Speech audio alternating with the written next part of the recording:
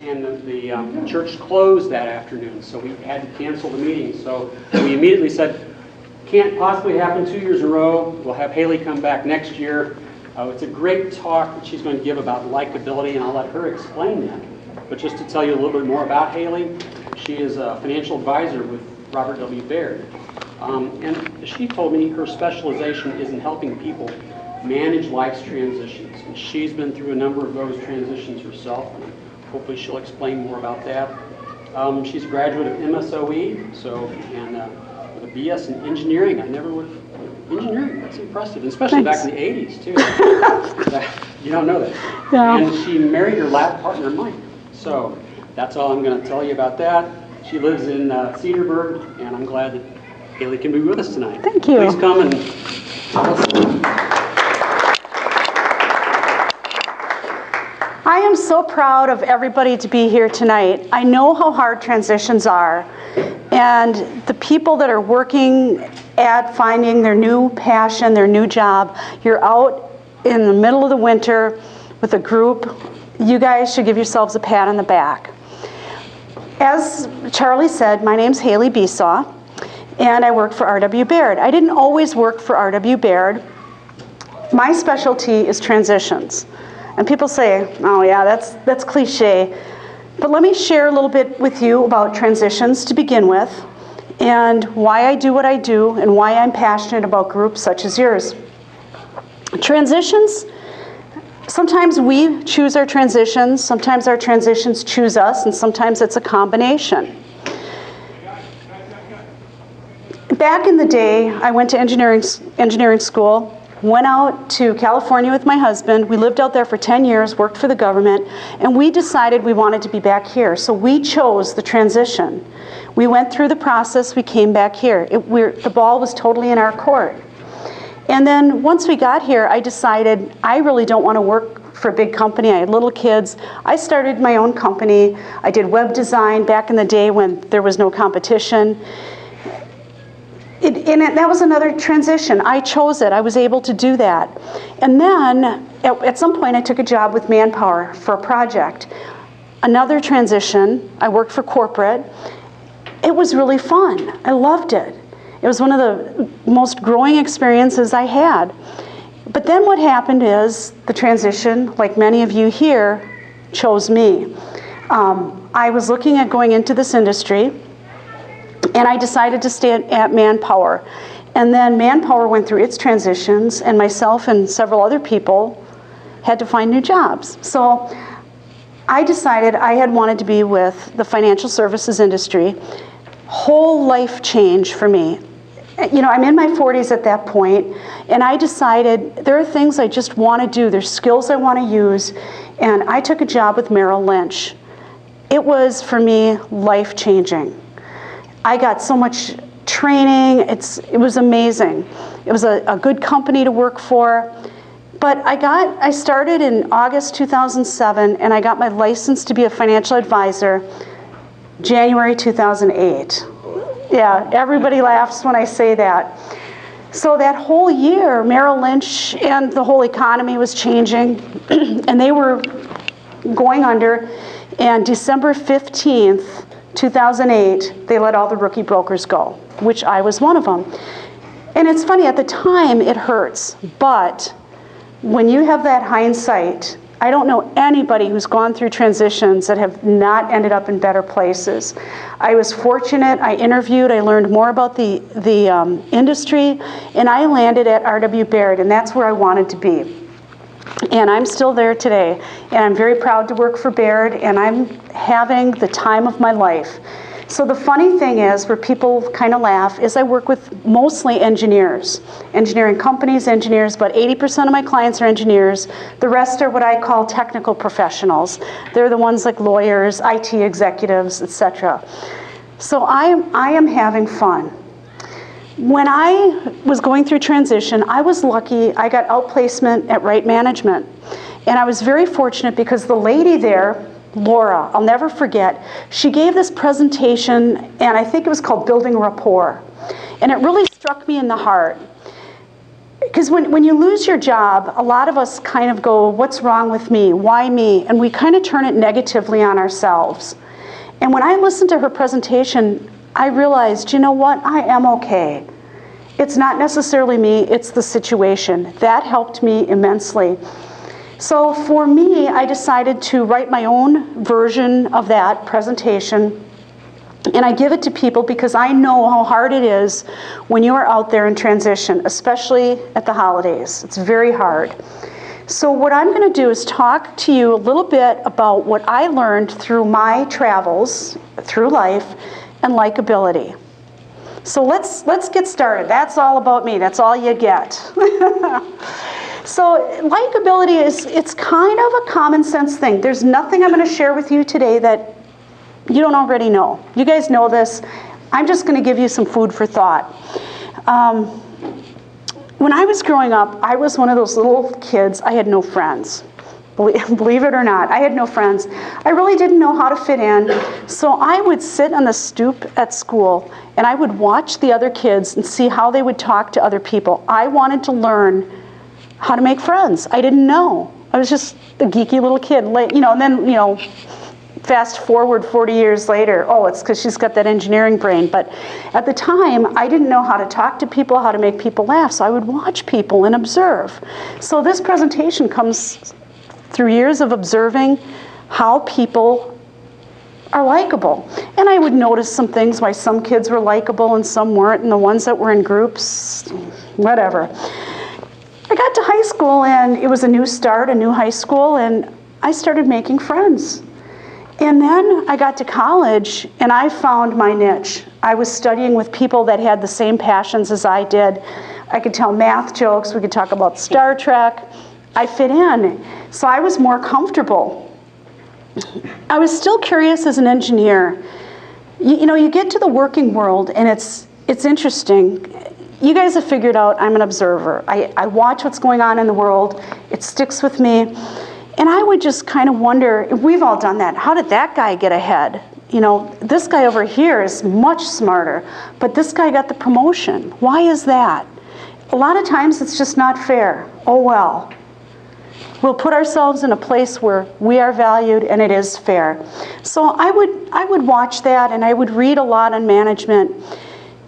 And it's funny, one of the things I came to the conclusion is likability can trump competence. Now, I had one lady say to me, I'm likable and I lost my job. Yes, that will happen. Sometimes that happens. But when you think of it, you might have 5 people, they got to let one go. The jerk's out. The jerk loses his job. Hopefully, and it might be they take somebody who's not quite as competent, but they get along better. And that's one of the things we're going to work on today. So one day, I'm at the doctor's office, and I see Johnny Depp. Who doesn't love those eyes? So I'm reading this magazine, and I do want to do a disclaimer. I did not steal this from the doctor's office. I stole this from my mother. Sorry, Mom. But I opened this up because this caught my eye. And in here is an article about the top actors in the industry right now. These are the top guys. What it says in this article is quotes from their leading ladies. Now I'm going to take a minute. I kind of did a shortcut. I didn't want to read the whole thing to you. You guys would fall asleep. But I'm going to list what they said about these different actors. And these are all ones that you know. And these are the quotes that their leading ladies said about these male actors. Matthew McConaughey, he's kind. Simon Baker. I will say that Simon has a fantastic smile, and the reason that it melts the hearts of so many is because it's genuine. David Beckham, he's kind. Patrick Dempsey. Patrick has the ability to convey sensitivity and vulnerability. Bradley Cooper. Obviously, he's great looking, but he also has a great personality. He manages to be manly while being sensitive. I love that. Jake Gyllenhaal. Kids and dogs love him. He loves his mom and his sister and his girlfriend. Too bad he's ugly. I don't think so. Robert Downey Jr. This is one of my favorites. Robert has a way of making everyone around him feel special and comfortable. Whenever I see him, I walk away smiling. Don't you want people to say that about you? I do. Oh, this is my other one. George Clooney. I remember meeting him. Instantly, you feel like you've become his best friend in that moment, and it's genuine. Matt Damon, his kindness and generosity are very sexy, and Matt is warm and welcoming. He loves his job so much, is so prepared, and having such a good time that it's impossible not to feel happy working with him. Alec Baldwin, he's funny, attentive, and intelligent. Brad Pitt, he's nice. Okay. So what is my point on this? The leading ladies all said all these nice things about these actors. Now, there are a million people that would love to be the top actors in the world. Why did these guys make it to the top? My premise is they made it to the top not because of their skill. They had the skill that got them in the job. They're likable. They're likable people, and somebody helped them because they're likable. Do you guys concur with that? Does that feel right? That's what I think, because there could have been a million other people. If one of these guys was a jerk to the wrong person, they wouldn't be where they are today. So with that, I want you to look back on your career. I'm going to guess that everybody in this room has had a nice long career life. A lot of jobs, a lot of places we've worked. And I want you to think of somebody that you used to work with, particularly when you were younger, but somebody that you looked up to and you respected and had an impact in your career. You thinking about that person? I would like you guys to share with me some of the characteristics that person has. Let's start with you, Barbara. Incredible sense of humor. Sense of humor. Right. How about you, Charlie? I come back to he was friendly. Bill was Friendly? just a great guy to work with. Who else has one? Funny. Funny? Great integrity. Great integrity? Can't think of one. He was very nice, but he was always wanting to help you. Nice but wanting to help you. What about you? I would echo integrity as one thing. Integrity. Good listener. Good listener. Integrity and listening. Integrity, listening. What about you? Sense of humor is real common, and he did have that, but he also was incredibly Unique and sense of humor. What about you? Your mentor when you were younger. Yeah, I think that, well, good sense of humor, and I think just a really good, strong leader, somebody that you could easily follow. A good leader, sense of humor. One thing nobody in this room said was smart. Interesting. You all looked up to somebody and not one of you said that person was smart. I'm going to bet that person was smart. Had brains, had competence, but there was something about that person that motivated you and made you feel good about yourself. So I hope that I can do that for other people that I work with. So the premise here was likability can trump competence. So I think I've made the argument, and everybody here is thinking, okay, big deal. So what do I do about that? Now I'm going to kind of make the argument that, not the argument, the premise that we're all good, likable people. We all can improve a little bit. So I'm going to give you guys 12 things that I found in my career to help me be likable. So we're going to start with, who's up to catching my first tennis ball? And I have to apologize. The Brewers did not hire me for a reason. That was inside or outside. Yeah. What does it say on there? Smile. How obvious is that? Smile. Have you ever walked up to somebody and they see you and their face lights up? Don't you feel like $1 million? When I was at Baird, they switched departments, and My supervisor, every time he would see me, his face would light up. I felt like $1 million. It helped me immensely. It's better than when you walk up to somebody and they're cranky. Now, we all know people have cranky days. We all know that it's very easy to wallow in self-pity. And sometimes you're thinking about something, but when you see somebody smile, people do notice your facial expressions, and it will make somebody's day. You never know what's going on in someone else's life, and that smile can have a huge impact. That's an easy one. We all smile, but a lot of times we forget. John, okay, let's see if I can not knock over your water. Okay. Make eye contact. Make eye contact. Again, it's an obvious one. Most people are pretty good at eye contact. It is what it is. Some people, well, let me tell you, since I work with engineers, the difference between an introverted engineer and an extroverted engineer. Does anybody know? Introverted won't look at you in the eye. An introverted engineer looks at his shoes when he's talking to. An extroverted engineer looks at your shoes when he's talking to you. I love that joke. I love that joke. But let me tell you a little bit of things I learned about eye contact. So it's pretty easy to talk to somebody and maintain eye contact for the most part. When you're at a networking event, we all go to networking events. I find it really distracting because I'm talking to you, Barbara, and like I'll see people coming in the door behind you, and my eye keeps going like that. Do you notice that? When I'm talking, I mean, it's very distracting. So when you are at a networking event, focus on that person you're talking to. You know, sometimes you kind of get caught up, you get into these long conversations and it's very distracting, or you're waiting for somebody. People notice where your eyes are going. So if I'm talking to you, Barbara, and I keep looking at the door, you are not going to feel valued, are you? You're going to feel like I'm just talking. When you're at a networking event too, another thing I found, sometimes you can get into conversations, they're long, they're kind of drawn out, and I just say to people, you know what, let's keep networking. Because when you're done, move on. Because the people will notice that you're not looking at them, you're looking for the next person. And you don't want that. When you're with somebody, focus on them. Sounds fair? Okay, who's next? Charlie. It says pen. Oh, that's Be interesting. Be interesting. Okay. To me, this is so obvious.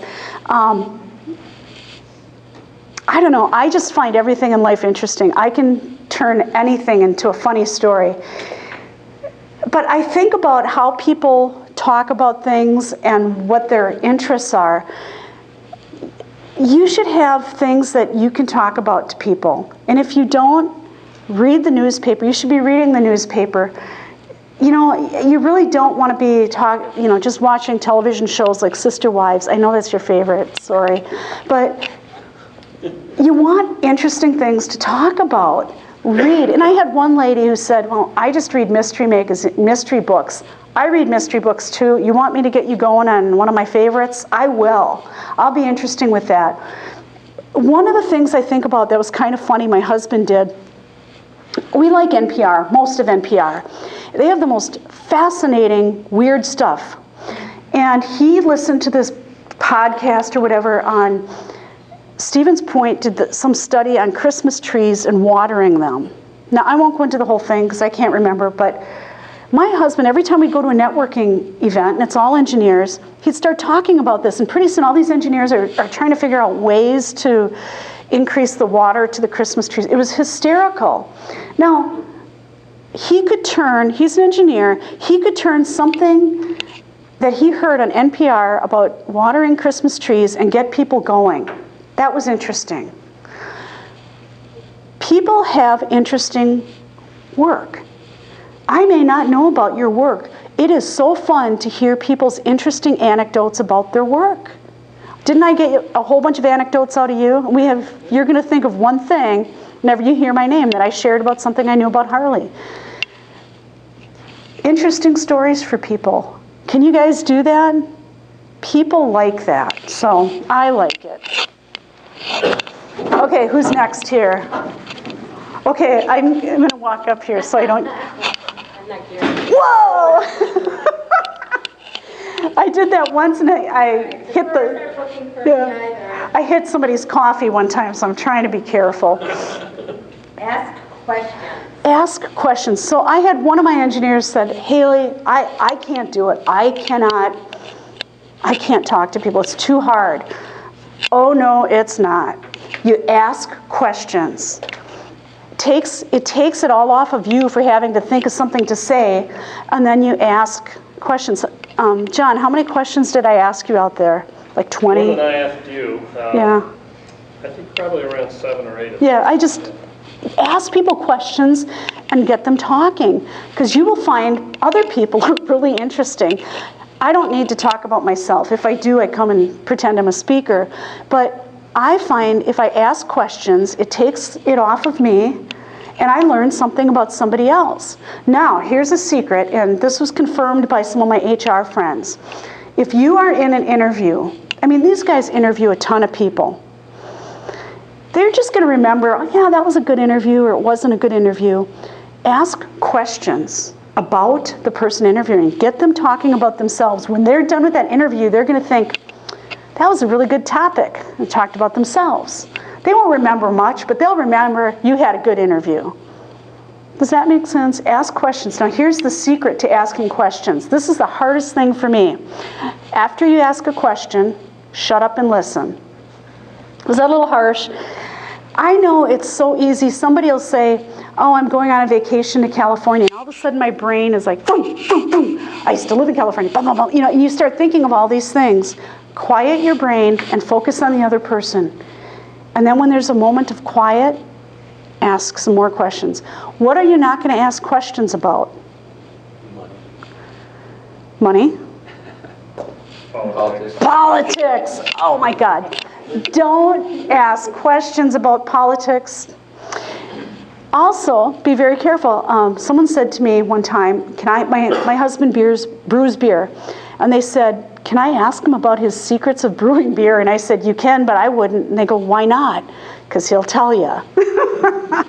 So ask questions. Get people talking. It takes the burden off of you, especially if you're introverted. That was an easy one. Okay, you guys in the back have been really quiet. Okay. Oh, good catch. Actually, can I say something about you?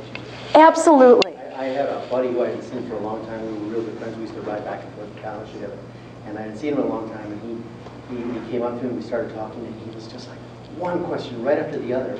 But he didn't give me a chance to answer it. Oh. It was like, what's this? You know, so it's like the opposite of what you're saying. Be quiet. Ask Yeah. a question and then just relax, be quiet. Relax. And answer the question. That's a good point. And I felt like he didn't really care. He was just, Yeah. I don't know, noise was coming out. Anyway, so yeah, this one says Wilson. Wilson. Do I have two different brands on? Okay. Remember people's names. Okay, remember people's names. Now, everybody hates this one. Names are really hard. I will run into somebody and I'll go, I know you. You know, and sometimes it's like 2 weeks later I'll remember, or I will remember, like, you know how you pick up the kids at school, you know the faces of all the parents, you don't really know their names because you've never been introduced. So let me give you a couple techniques. You may not remember everybody's names. I know everybody's doing a lot of networking. It gets kind of hard. But John, when I run into you in about 3 weeks from now, we're going to look at each other, and you're not going to remember my name, and I'm not going to remember yours, probably. You are not the only one that doesn't remember names. So when I run into you someplace at the gas station, I'm going to say, forgive me. I remember meeting you at Elmbrook Church. I'm Haley. So I'll say my name, because they probably don't remember, and they're going, thank God. And then you'll share your name with me. I force myself, if I can't remember somebody's name, I ask. And then remember to listen. Sometimes you forget to listen. But everybody has a hard time with names, so you're not alone. And if you don't remember somebody's name, the only way you're going to learn it is if you ask again. Sometimes, and I've had this happen more than I care to admit, I'd be someplace and I'd go, what was his name? I don't know either. So we'll have these really great conversations, and I can't remember people's names.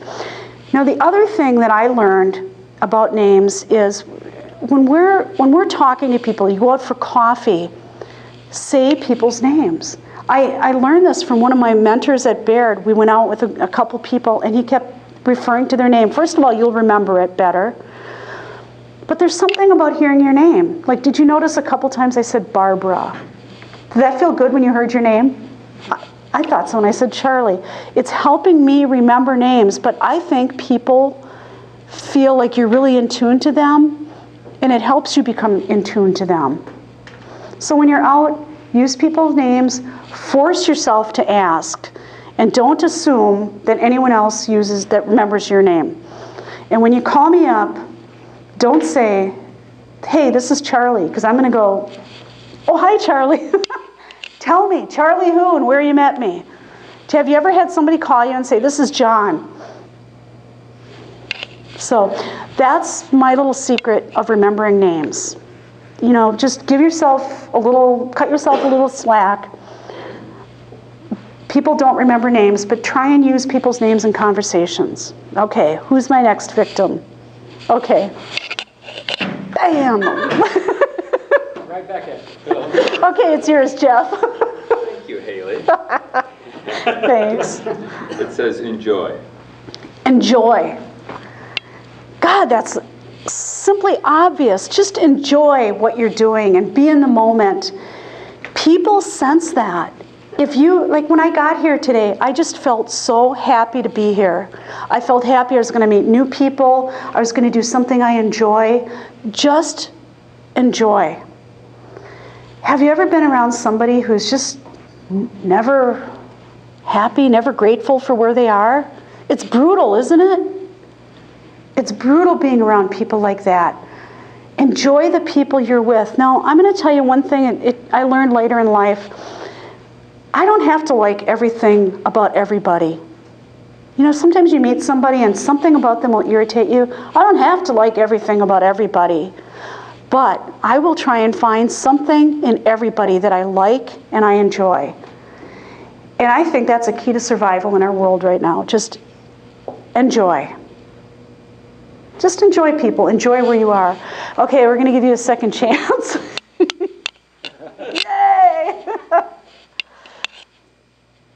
Says put others first. Put others first. You know, it's very easy. You know, we're so used to ourselves. We take care of ourselves. Take some time to help other people. When you're at a networking event, I always kind of pretend to be the host. So I'm talking to Jeff, and all of a sudden someone else walks up. I will put you first and say, Jeff, have you met Susie? Pretend you're the host, even though you're not. You're just at a networking event. Put others first. When we were talking about, in the beginning of this presentation, the person that you thought was your mentor, I remember when I was a very young engineer for the government, and Doug was my mentor. He was wonderful, and I always laugh because I used to think of him as an old guy, and he was probably like 50 or 55. But I remember he said to me, I think you should write a paper. Okay, and he actually helped me with it. He said, this is how you do it, and he proofed it and things. He put me first. He could have taken half the credit. He could have done whatever, but he put me first. I will never forget that man, and I've always been grateful to that. And hopefully I can put other people first. I'm going to tell you a story of my two uncles. My one uncle, Uncle Bill, was a brewery worker here in Milwaukee. He worked, I think it was Miller Brewing, forever. My mom's brother is from Germany. He was an engineer, and he always had the fine suits on. And he came to visit, and we had my two uncles together. I love both of these people dearly. My uncle from Milwaukee, Uncle Bill, we were getting into the car, and Uncle Bill told me this later. He said, we were getting to the car, my dad was driving, only one person was going to sit in the passenger seat.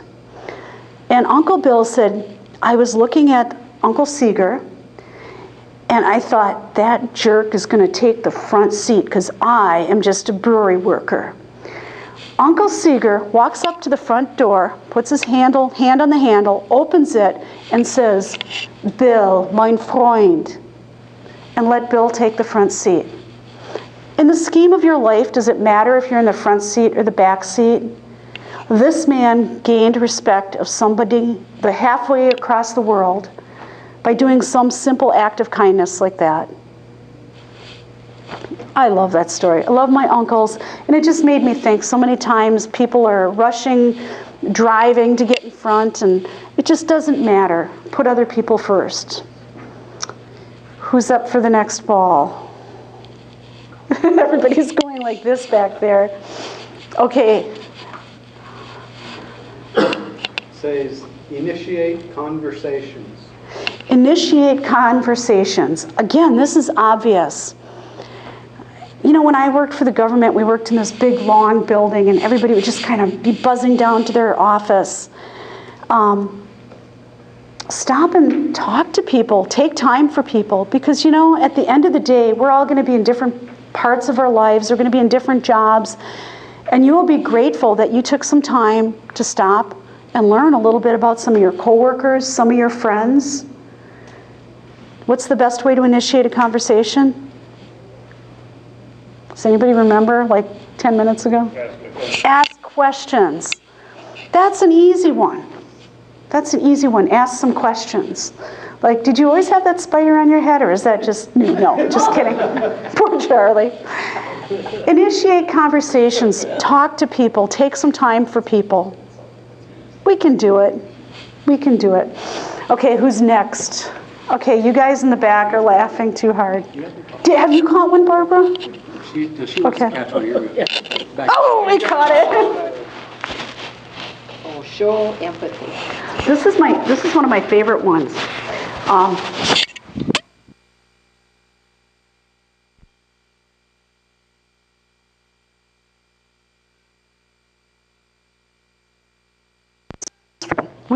We want to go in there and solve those problems.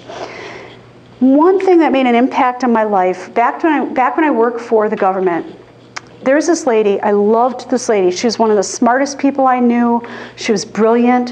Her husband was an engineer, and her best friend was an engineer, her other best friend. The three of them were always together. And there was one lady who didn't like her because she was smart, intelligent. She had everything going for her. One day, somebody had a credit card stolen. So they reported to NCIS. NCIS is coming in and doing an investigation. And the one lady that didn't like my friend said to the NCIS, the police, "I think she stole the credit card." Now, come on. You know, it would be like anyone in here getting accused of stealing a credit card. When this woman told me this story at the end of the day, she said, you know, they accused me of stealing a credit card. The words out of my mouth were, "Oh my God, I would have been devastated if somebody did that to me." She started crying. And I'm like, whoa, crying. I go, "What's wrong?" And she said, you know, all day I was talking to my husband and my friend, and they kept giving me these reasons, these analytical reasons why it couldn't have been me. It couldn't have been this, and because of this and that. It was very analytical. You just validated my feelings. And I didn't do it any reason except that's how I would have felt. So many times people come to tell us problems, and especially those of us that are like engineers, we want to get in there and solve those problems. My husband used to be really great at solving my problems until one day he's like, "You don't want me to solve it, do you?" And I go, "No, just shut up and listen." Now, the women in here know this. The guys do not. The women have a secret society. You're going to laugh. You know this is the truth. We have a secret society. When we have a problem, we go out with other women, and we just dump. We just tell each other. Women are great listeners. We go out, we talk about our problems. I'll go out with you. You won't solve my problems, but you let me vent. And a lot of times I can solve my own problems. And then you're asking me more questions about what's bugging me. Guys, on the other hand, they want to solve problems. I'm seeing more head bobs right now. So here is your secret to a happy relationship with your girlfriend or your wife. Shut up and listen. When she wants to talk, don't solve the problems. I am telling you, this will get you points. That's what most people want. They want to talk about things. If they need someone to, you go to a therapist. They don't solve your problems. They talk to you. So just remember, be empathetic to people's feelings. I like that one. We're coming into the home stretch. Who's next? Do you want another one? Let's see if we can do this. Good catch. Be inclusive. Be inclusive. Again, is this as obvious as you get? Be inclusive. People forget to include other people in things. When I worked at Manpower, there was one large group, one team, and one of the guys there, his name was Dan. He kind of arranged it where between like 11:30 and 12:30, everybody from that team would, when they could, would join the big table in the cafeteria. So it wasn't like everybody went from 11:30 to 12:30, but there was a table there. He kind of got this going, so everybody knew, go there. And like when I started, he'd say, come and join us at our table. He was being inclusive. When I was at Manpower, there was another lady who started as a manager, and when you start in these companies, they give you the tour, they shake everybody's hand, and then they dump you in your cubicle and take off. John's laughing, he's like, yeah, they do that to everybody. So this lady started, she was another manager. I went up to her after she's been settled in, and I introduced myself again, and I said, you need anything, come see me. I know how to figure things out around here. I found the secret women's bathroom. Let me know, and then maybe tomorrow we can do some coffee. So, like, when I left Manpower, I ran into her, and she said to me, I have to tell you, in that whole company, you're the only person that reached out to me. The only person. Like, really? And she said, yeah. And she said, you ever need any kind of reference, you need anything, put my name down. Wow. I just wanted a new friend. There's plenty of room in the sandbox. Be inclusive with people.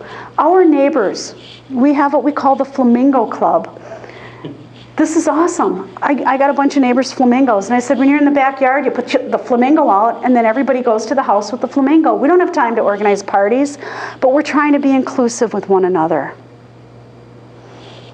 That is so obvious. People appreciate that. One of the things that made me really proud as a mom, I got to tell you, one of my proud mom moments, when my daughter went to college, she goes to Knox College, we dropped her off, and I don't know, we went to Parents' Weekend or something. One of the guys on our floor was so introverted. I have never seen somebody this introverted, ever. My daughter gave him a nickname, Best Friend, and whenever the group would go somewhere, she would make sure that she went over to him to say, hey, we're going to the cafeteria, we're going to the bar probably, I don't know. But she went out of her way to make sure this kid felt included. Because this kid was so introverted when we were there and we were trying to, the group talk, he would go, couldn't even talk. So I was so proud of my daughter for doing that. Just include people. You never know where it's going to go. I just thought that was neat. Okay, who's ready? All right. Good catch. Be positive. Be positive. Again, how obvious is that? Have you ever been around Debbie Downer at work? People see Debbie Downer coming. I'm telling you, they run. They run. I was at an event last week, and we get a presentation, and we sit at tables like this, and we work on some projects, and everybody in the group is throwing out ideas, and the one lady, whenever someone would throw out an idea, no, that won't work. The next person, no, that won't work. Okay, and I said to the person who runs the meeting, I don't think that lady liked me, and it's like, nah, that's how she comes off. I mean, I would never reach out to this person again because it was so uncomfortable. Who wants to be around people that are downers? I don't. I want to have fun with the people I'm with. Have you ever been with people that are just so upbeat, you can't wait to see them? Do you have friends like that? Do you attract people like that? Yeah. How do you balance that, though, with being honest? I mean, sometimes you need to talk to somebody and you need to, say some negative things. And to be upbeat all the time is just phony. Well, everything I'm talking about here, I want you to be authentic, no phoniness. You're not always going to be upbeat, but you want to be positive. Yes, sometimes you are going to have things to talk about where you need to ask somebody advice. I've had coworkers, like, I'm having a bad day. Yeah, you can talk about it. I'm not saying don't. But there are some people that just wallow in self-pity. I can only take so much. They suck my energy. You want to bring more to the table, more positive things. Everything I'm saying, I don't expect anybody to be likable. You have to be the life of the party. You don't have to be the most outgoing person. But you don't want somebody to come and every time you see them, there's a difference. There's a difference. We all have bad days. We all wallow in self-pity. But as an example, I was at an event last night, and there was a lady I never met. She's losing her job at one of the major companies in Milwaukee here. I couldn't get over how much this woman was smiling. And I'm thinking, oh man, bless her heart. She was smiling, she was so positive, and she was telling these stories. And she said, everything that's happened to me in my life, at the time that I thought was bad, it put me in a better place. Do you want to be with somebody like that? Or have you been around somebody who's lost their job and it's like, I'm trying to help, but I can't? So yes, we're going to have times when we need to talk to somebody, but you don't want your coworkers to see you coming and not come out of the stall in the bathroom. Makes sense. Does that make sense? But do be authentic. What you're talking about is a primacy. For most of the time, the positive. When you look for the positive in things, once in a while you're going to be bummed out. You're going to have a bad day. Absolutely. You're going to be able to share that with the people. Absolutely. And I think the thing is attitude. Where you work, there's one person I work with, every day I say hi to him just because he's kind of cranky. I don't know. I don't know why I do that. I just do it. But people want to be around positive people, and if you are positive, you'll attract positive people into your world. If you're negative, you are going to bring in negativity. People are going to enjoy being negative with you. Did you get one yet? Okay, let's see if I can do this. Whoa, good throw, good catch. Be friendly. Be friendly, and that kind of sums up. Is it so hard to be friendly with people? Is it so difficult to just be nice and kind to people? One of the things when I have given this presentation that I think about is there are so many people out there in the world.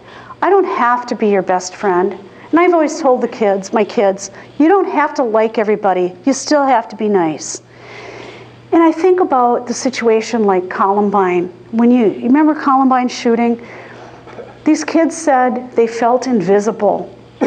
Probably nobody smiled at them. Nobody took the chance to know them. Nobody was friendly with them. They don't have to be their best friend, but would it be too much to smile at somebody and be kind? And look what the outcome was. And I still wonder, had more people just been kind, been nice, could that whole thing have been averted? I don't know. It could have. You're right. And I don't know, but you just don't know when you see somebody. You don't know what's going on in their world. You don't know if their mother just died, they just got laid off. Take some time to be friendly and do these things that we just talked about. They're not difficult. And when you put out to the world, I will guarantee you not to do it for selfish reasons, but things come back. You'll feel good. You'll make friends that will change your life by doing some of these things. Those are my 12 things you guys can do. Let me see how I can sum this up. I don't know. I just feel very motivated whenever I give this presentation, and it reminds me to go out. And, I'm not going to become president of the world, but maybe by my small actions, I can change the world. And I hope that you guys can change the world too, one smile at a time. Thank you, and it's Haley Besaw from R.W. Baird.